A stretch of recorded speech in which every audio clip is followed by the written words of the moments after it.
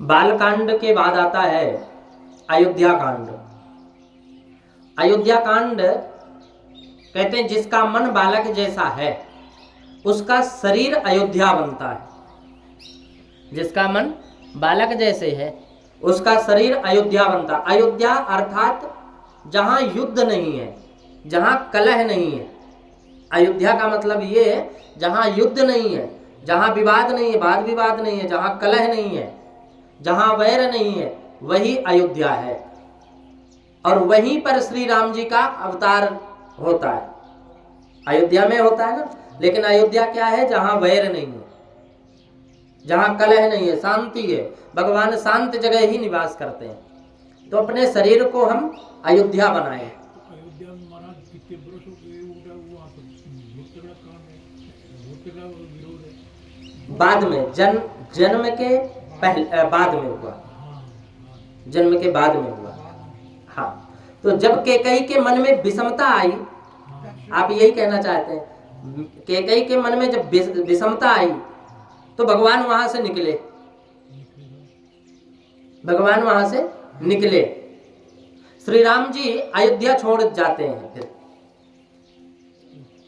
की वजह से जा रहे हैं।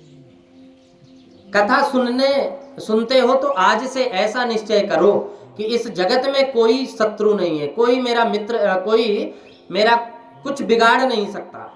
मेरा बिगड़ा है मेरे पाप के कारण, मेरे पूर्व जन्म के कृत कर्मों के कारण मेरा बिगड़ रहा है।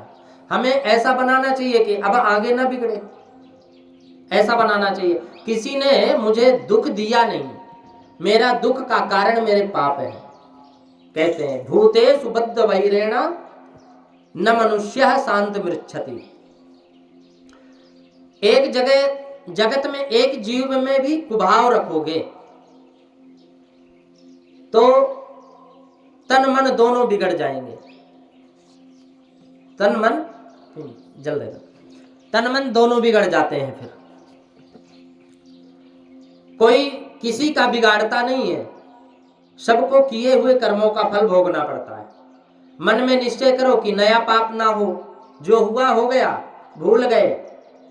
हम पश्चाताप करते हैं ना, तो पश्चाताप से हमारे किए हुए कर्म पापों का वो क्षय होता है। हम कोई काम करें, गलती हो गई, हम फिर उसको अगर पश्चाताप करते हैं, दिन प्रतिदिन पश्चाताप करते रहे ना, तो वो कम होता चला जाएगा। सबसे बड़ी मनुष्य की गलती ये है कि कोई पाप कर लेता उसको छिपा लेता है। हम कोई पाप करेंगे तो उसको छिपाएंगे, और कोई पुण्य करेंगे उसको बढ़ाएंगे, विस्तार करते हैं। तो पुण्य बढ़ेगा तो वो उसका फल घटेगा, और पाप को जितना दबाओगे, पाप को जितना, किसी खेत में बीज बो दो, अब बीज बोओगे तो वो तो उगेगा, और अगर उस बीज को हम बाहर ही छोड़ देते हैं तो वो उगेगा नहीं, वो रखा रहेगा ऐसे ही, उगेगा ही नहीं। कहाँ से उगेगा? वो तो हवा लग गई। तो लोगों के पहले कहते थे, पहले कहते निंदक नियरे राखिए आंगन कुटी समाए। संत कहते हैं कि निंदक को पास में रखो, और इतने पास में रख लो कि एक मकान के आंगन में एक कुटी बना करके उनको रख दो। क्यों? क्योंकि हमारी वो बुराइयां दूर करते हैं। साबुन हमें बाहर के गंदगियों को साफ करता है। साबुन से हम स्नान करते हैं तो हमारे जो शरीर में मैल होगी, गंदगी होगी, धूल मिट्टी, ये साफ हो जाएंगे, है ना।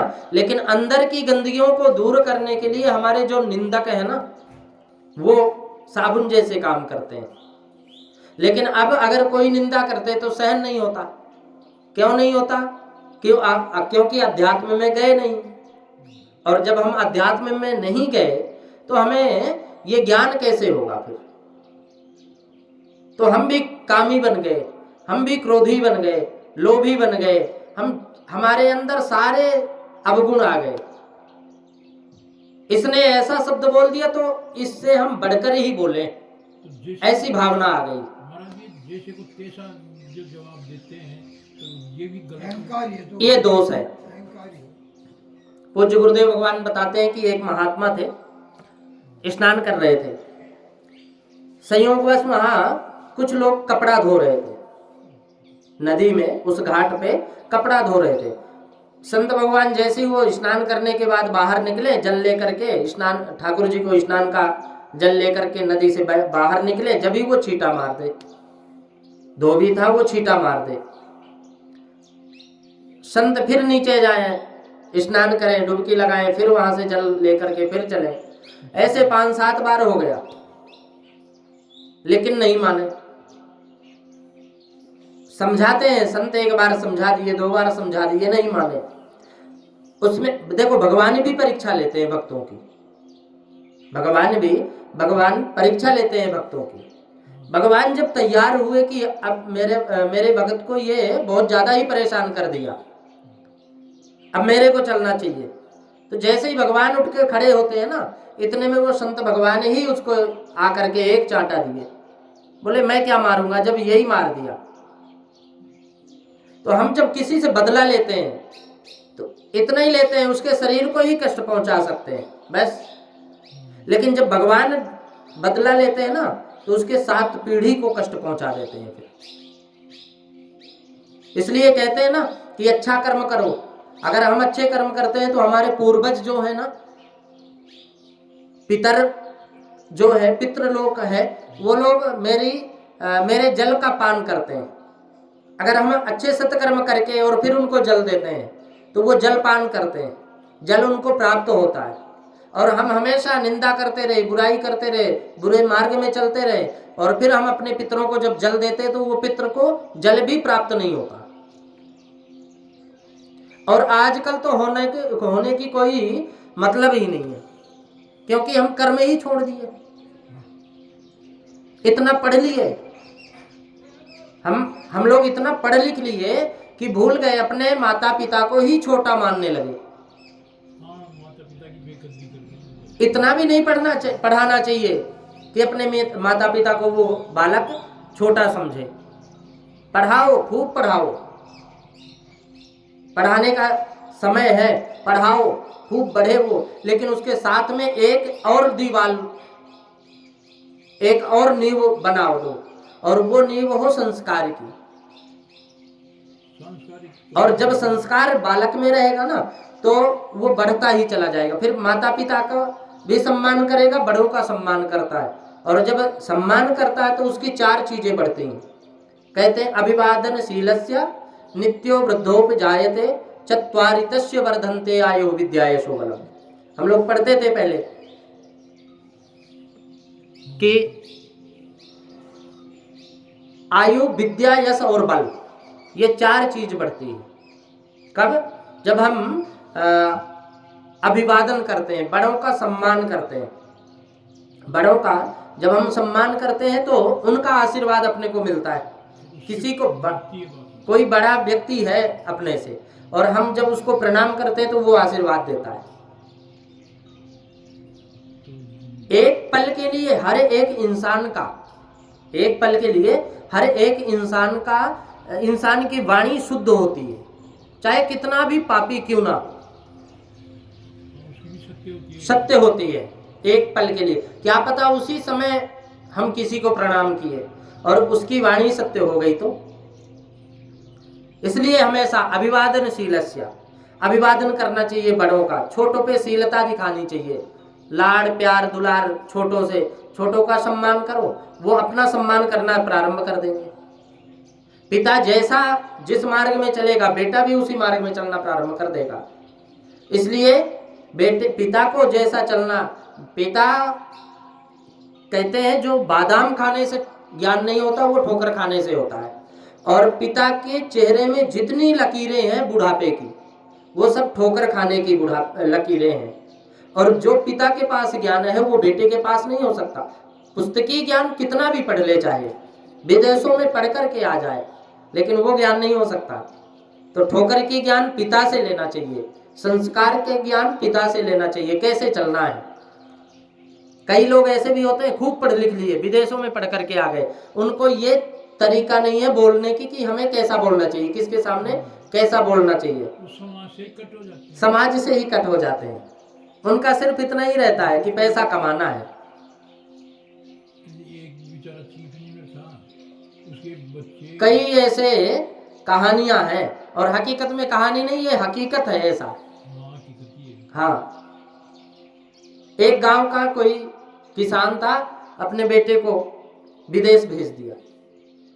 अब वो बचपन से भेज दिया उसको, 5वीं पढ़ा यहाँ, और उसके बाद भेज दिया। कोई रिश्तेदार उसके विदेश में रहते थे, उनके साथ में भेज दिया, वो विदेश में पढ़ना चालू कर दिया। 35-40 साल के बाद आया। आने के बाद वो गांव में आया, गांव में खेती थी, और भी भाई थे, तो और भाई पढ़ लिख करके अब क्या करें, वो खेती करना प्रारंभ कर दिया। तो वो विदेश वाला आया और देखा कि बताए कि ये मेरा खेत है, यहाँ मेरा है। वो भाई लेकर के गए, एक दिन बता दिए, दूसरे दिन वो भाई गया, विदेश वाला जो विदेश में पढ़ करके आया, उसने कहा कि चलो देख करके आते हैं, अब मैं भी जाके आता हूँ। तो वो देखा तो वहाँ गेहूं का खेती थी उस टाइम, गेहूं की तो फसल थी अच्छी पकी हुई। उसने देखा यहाँ खेत में जब गया तो अंदर उसके ऐसे सुई जैसे चुभा, वो गेहूं की वाल लगी तो खुजली होने लगी। बोले ये तो यहाँ तो घास ही घास है, और इस खेत में पता नहीं, जमीन में पता नहीं, पिताजी ऐसे पागल है, भाई ऐसे पागल है कि ये घास रख दिए, कांटा वाला घास है। तो सिगरेट पीता था, वो लाइटर रखा था, लाइटर से लगाया आग, पूरी खेत में साफ कर दिया, पकी हुई खेती जल गई। आकर के पिताजी को बताया कि पिताजी वहाँ क्या घास ऐसे ही कांटा वाला घास लगा था, हमने जला दिया उसको।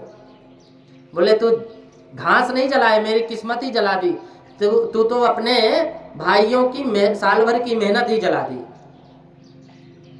तो कई लोग ऐसे होते हैं कि पुस्तकी ज्ञान तो हो जाता है, लेकिन आध्यात्मिक ज्ञान, व्यवहार का भाषा ये भूल जाते हैं लोग, पारिवारिक ज्ञान नहीं होता।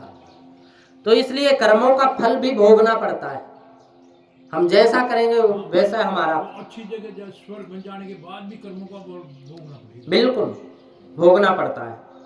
जो पाप लेकर आया हूं उसको भोग कर ही पूरा करना है। जैसे सुखदेव ऋषि को स्वर्ग में का जगह नहीं मिली क्योंकि गुरु नहीं बनाया उसने, और वो जो आज उनको तो उसको भोग कर पूरा करना पड़ता है। कोई भी कर्म है, चाहे कितना भी बड़ा क्यों ना हो, चाहे बड़े बड़े संत है ना, संतों को भी हुआ है। तो पाप भोगने के लिए ही तो यह जन्म लेना पड़ा मुझे। राम जी ने सीता ने कम भोगा क्या? भगवान सिर्फ अपने को दिखाए, भगवान सिर्फ अपने को दिखाए। रावण को कल एक प्रसंग चल रहा था कि रावण को चाहते तो राम जी संकल्प से ही नष्ट कर देते, है ना, लेकिन इतना संघर्ष क्यों? इतना दिखाने के लिए कि सत्य की विजय करनी है, और सत्य के विजय के लिए इतना संघर्ष करना पड़ता है। कम से कम लोग ये तो जाने सत्यता क्या होती है, क्या होती है, तो ये करना पड़ता है।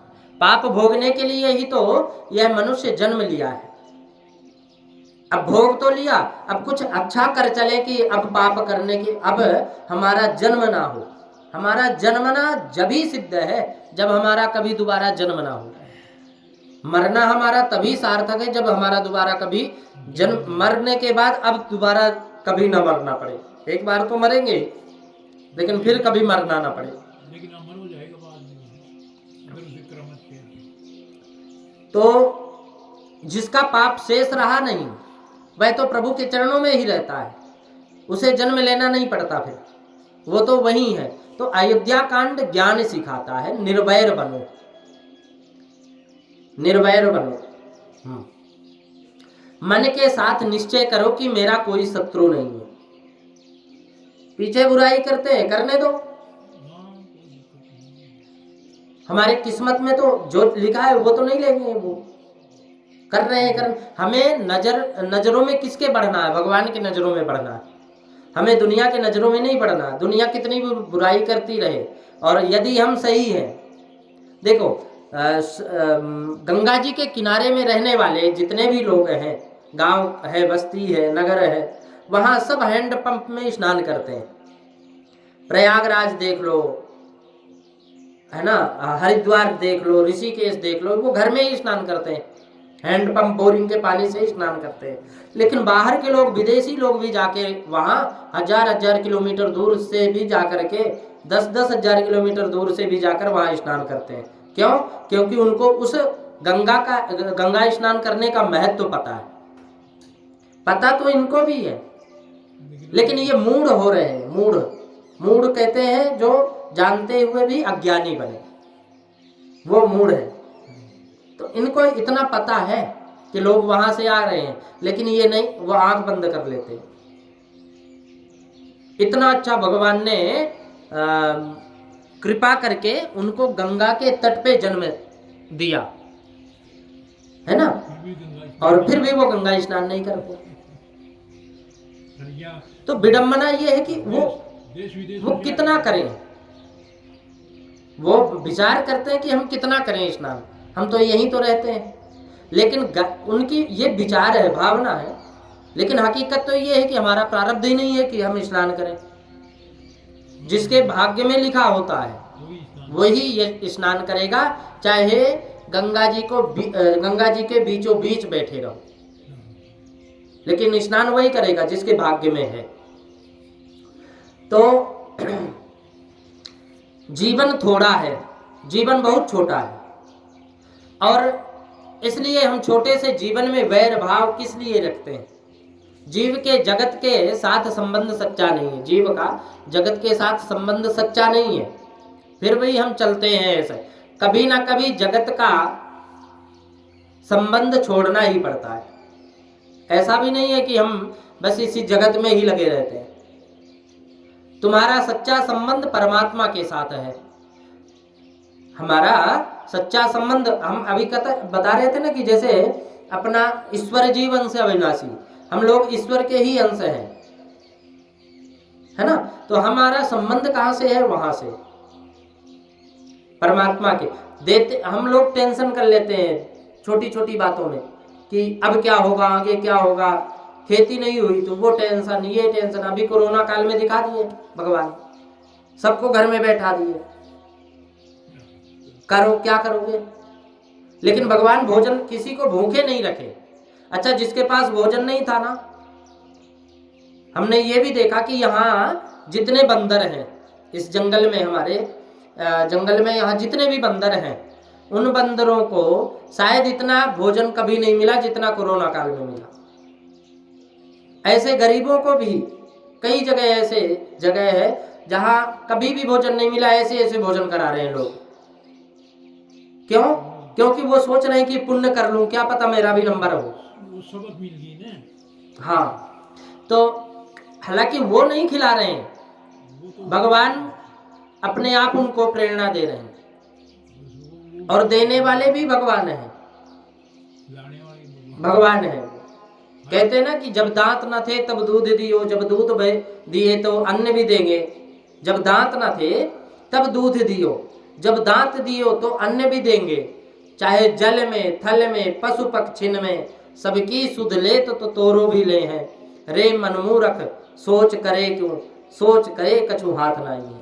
हम विचार करते हैं, लेकिन जब जन्म लेता है बालक, भोजन तो करता नहीं, वो दूध पान करता है, दूध पीता है। तो माँ के स्तन में जन्म से पहले दूध आया क्यों नहीं, कभी विचार किया? नहीं आया। और वो दूध आया ना तो भगवान के ही क्षीर सागर से कनेक्शन है माँ का, लोग भूल जाते हैं। तो हमारा सच्चा संबंध है भगवान से, और हम अपने भगवान को भूल करके लग जाते हैं कि बस यही है हमारा संसार ही है, और जो कि हम संसार के भी नहीं है, वापस हमें जाना भी पड़ता है यहाँ से। तो अयोध्या कांड शिक्षा देता है, और कि तुम सरजू अर्थात भक्ति के किनारे रहना, और भक्ति के किनारे रहोगे तो युद्ध नहीं होगा। भक्ति के किनारे, जो भक्ति मार्ग में रहता है वो फिर लड़ाई झगड़ा नहीं करता, काम क्रोध मद मोह लोभ से दूर रहता है। तो जो भक्ति के किनारे रहता है वो निर्वैर बनता है। आज तक जो पाप, जो भक्ति आप किए, सब किनारे हो गए। क्यों? क्योंकि हम पाप करने लग गए, और जब हम पाप छोड़ देते हैं तो भक्ति अपने आप बढ़ती चली जाती है। आने वाले कल में हम कहाँ रहेंगे ये तो भगवान ही जाने। कथा की भले ही पूर्ण आहुति हो जाए, परंतु भक्ति की पूर्ण आहुति मत करो। कई लोग ऐसे होते हैं जहाँ कथा होती है तो वहाँ पहले वो खूब भक्ति करेंगे, खूब नाचेंगे, कूदेंगे, खूब राम राम करेंगे, माला जपेंगे, यहाँ तक कि ठाकुर जी को आजकल लेके लड्डू गोपाल जी कर लेके यात्रा करना प्रारंभ कर दिए, लेकिन उनकी भावना सही नहीं होती।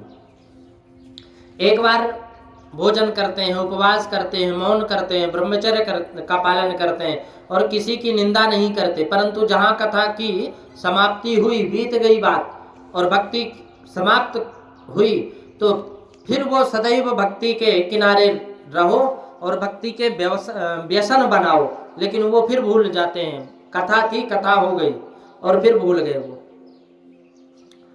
संतों की आंख को, इंद्रियों को और इनके चित्त को भक्ति का भारी व्यसन होता है, एक रोग होता है, भाव बढ़ता है। संत हमेशा अपने भक्ति मार्ग में ही लगे रहते हैं, ये एक क्षण भी प्रभु के नाम का स्मरण बिना नहीं रह सकते। इसीलिए भगवान ज्यादा प्रिय संतों को होते हैं, संत बहुत प्रिय हैं भगवान के। यही कारण है क्योंकि वो कभी भगवान के सिवा कोई बात नहीं करते, भगवान के सिवा कोई वाणी नहीं बोलते, उनके विचार भी नहीं होते भगवान के सिवा, संसार में नहीं होते। संसार में रह करके भी वो हमेशा भगवत भाव ही रखते हैं।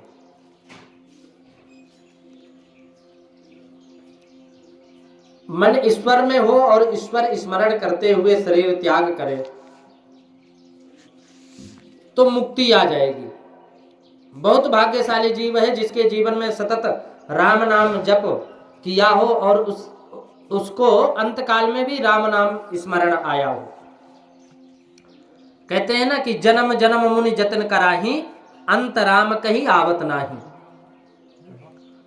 तो संपूर्ण जीवन श्री राम जी के चरण स्मरण में, राम जी के स्मरण में गया हो, वो ही अंत समय में राम नाम ले सकता है। बाकी पता ही नहीं चलता कब एक श्वास निकल गई, पता ही नहीं चलता, वो इधर उधर अपनों में ही लगा रहता है। और हकीकत ये है कि हम भूल जाते हैं। हमें हमेशा बड़े बड़े मुनि महात्मा ऋषि ये सब राम नाम क्यों भजते हैं? क्योंकि हमारा जब अंत समय आए तो हमें वही राम नाम ही उच्चारण निकले। महाराज दशरथ जी थे तो वो राम राम कह के ही स्वर्ग में गए। राम वो नहीं है जो महाराज दशरथ जी का बेटा है, राम तो अलौकिक है, अलौकिक है। वो तो एक आशीर्वाद मिला था। इन्होंने दशरथ जी एक तपस्या की थी और तपस्या में भगवान को ही पुत्र रूप में मांगा था, इसलिए वो चीज मिली, राम जी वहां प्रकट हुए। भगवान का जन्म नहीं होता, वो प्राकट्य होता है और वो जन्म नहीं लेते कभी भी। भगवान जन्म नहीं लेते, वो प्रकट होते हैं। भय प्रकट गोपाला दीन दयाला, भय प्रकट कृपाला दीन दयाला, तो वो उनका प्रकट होता है, वो प्रकट होते हैं भगवान। संपूर्ण जीवन श्री राम जी में स्मरण में लगाना चाहिए। मन को ईश्वर का सतत स्मरण कराने के लिए जप को छोड़कर अन्य कोई साधन है ही नहीं, और वो भी कलयुग में। एक भाई हमको पूछने आए कि राम नाम का 1 करोड़ जप किया है, अब उसकी पूर्णाहुति करने का विचार है, उस पूर्णाहुति में मुझे क्या क्या करना पड़ेगा। कई आते हैं कि हमने सोमवार व्रत किया, मंगलवार व्रत किया, एकादशी, 11सी, ये पूर्णिमा, ये हमने प्रदोष, ये व्रत किया, अब उसका उद्यापन कैसे करें। किसी ने एक पूछा कि राम नाम का उद्यापन कैसे करें। हमने 1 करोड़ जप कर लिया और वो 1 करोड़ जप करने के बाद पूर्णाहुति कैसे करें। कोई ऐसा पूछने आता नहीं कि मैं बहुत वर्षों तक दाल चावल रोटी सब्जी खाता हूं, जन्म से लेकर अब तक भोजन किया, अब इसकी भी पूर्ण आहुति करनी चाहिए, भगवान की भक्ति की पूर्ण आहुति हो, लोग यही चाहते हैं। लेकिन हकीकत है कि कोई ये नहीं चाहता कि हम भोजन करना भी बंद कर दें।